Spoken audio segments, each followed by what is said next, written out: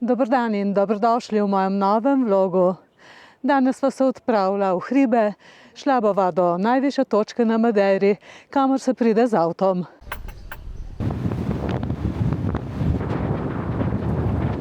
Je pa zanimivo, da do vrha sploh ni tako daleč, samo dobrih 20 kilometrov.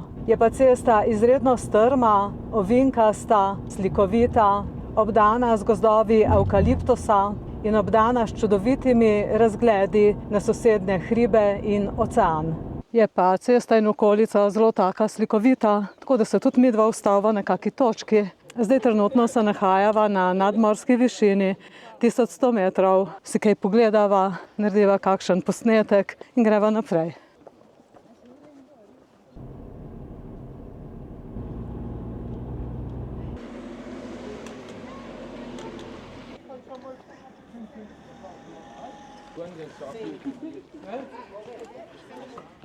Še malo.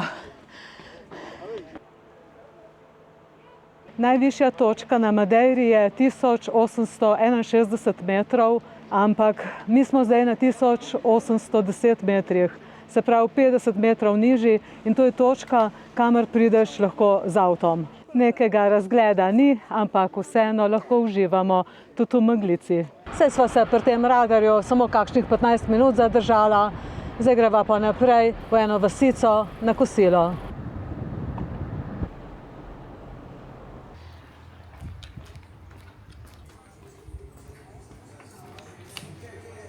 Zdaj sva se ustavila v neki taki domači gostilni, pa bova nekaj malega prigriznila.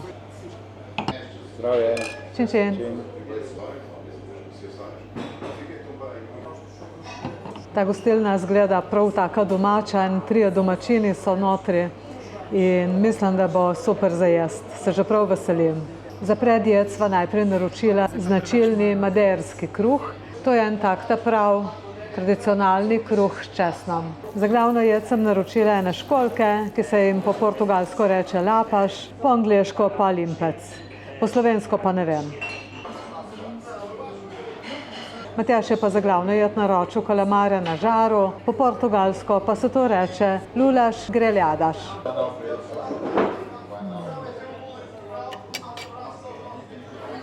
Nenormalno dobro je. Odlično je. To je tako dobro. Tvoje okusno? Zelo, zelo dobro kalamari. Pravo makao, pitno. Lepo diši. Zelo je bilo okusno. Jaz imam te školjke zelo rada in vedno jih naročim, kadar je priložnost. Dobila sem 20 kosov teh školjk, čeprav izgleda malo, ampak se tako naješ, še malo s kruhom pomočiš tisto omako in je več kot dovolj. Ker je taka prijetna domača gostilna in nama je zelo všeč, sva se odločila, da tukaj popijeva še kavico. Za kosilo v tej restavraciji sva plačala 63,90 evra. Po 300 metrih nadaljujte naravnost. To, kar sva pa zdaj prišla obiskat, je pa ena največjih znamenitosti na Madeiri. Vasica, kjer so hiške, ki izgledajo kot iz pravljice. Te hiške imajo trikotno obliko v obliki črke A. Streha sega skoraj do tal, pobarvane pa so v belo, rdečo in modro barvo. Nekoč so v njih živeli kmetje. Zgrajene so iz lesa in slame, v glavnem iz materialov, ki so jih našli v naravi. Zaradi pogostega dežja je pa streha zelo strma, da voda hitro odteče. V notranjosti so pa živeli zelo preprosto, spodaj so kuhali in bivali, vzgoraj pa shranjevali hrano. Danes pa so te hiške bolj simbol Madeire in nas spominjajo, kako so nekoč ljudje živeli preprosto, ampak povezani z naravo. Ta hišca recimo je preurejena v trgovino, seveda vse je podrejeno turizmu.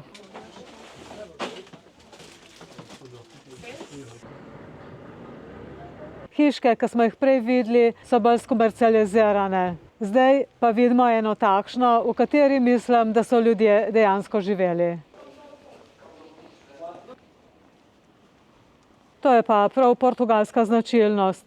Tlakovani pločniki z belimi in črnimi kamni. To je pa ena taka zanimiva arhitekturna domislica, kako se zlije tradicionalno z modernim. Mi je pa všeč, ker so ohranili te hiške, ker dajo kraju prav en tak prijeten in poseben pridih. Prav tako lepo slamo so krite te hiške. Ta recimo je kamnita. Tukaj je pa tudi en tak zanimiv motiv na privatni hiši. Moram reči, da ta vasica mi je res zelo všeč, ker je zelo taka prijetna. Zdaj sva se odpeljala še do obale, si prvošla en kapučino in pa eno belo kavo, potem pa naredila še en sprehod po promenadi.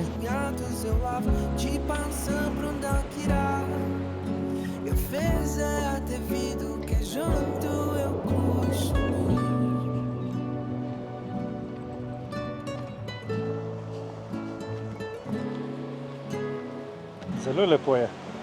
Ja, super je. Take lepe barve, ta kombinacija črna in zelena. In tak mir. Predvsem to mi je všeč. In lepo pomerja ta voda. Ja. Jaz bi šla kar dol, Ja, greva, pa malo sanjarila. Kombinacija te črne skale in pa te zelene grmičke. Se mi zdi, da je kot tisti After Eight. Tiste čokoladke. Tudi take barve. Ja.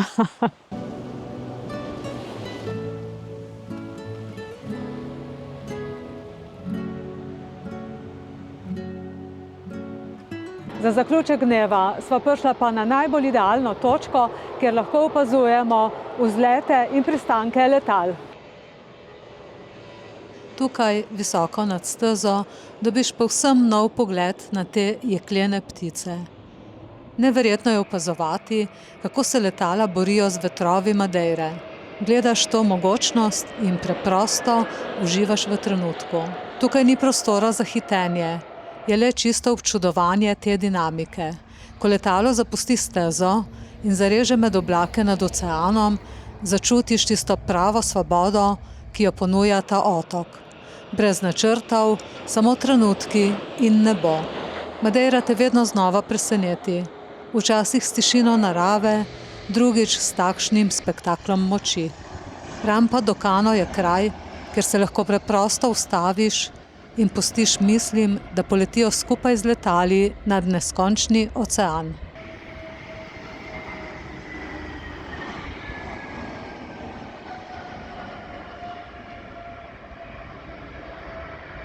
Spet je za mano en tak čudovit dan, poln novih vtisov in samo želim si lahko, da bi bilo takih dni še veliko. To bi bilo za ta vlog tudi vse.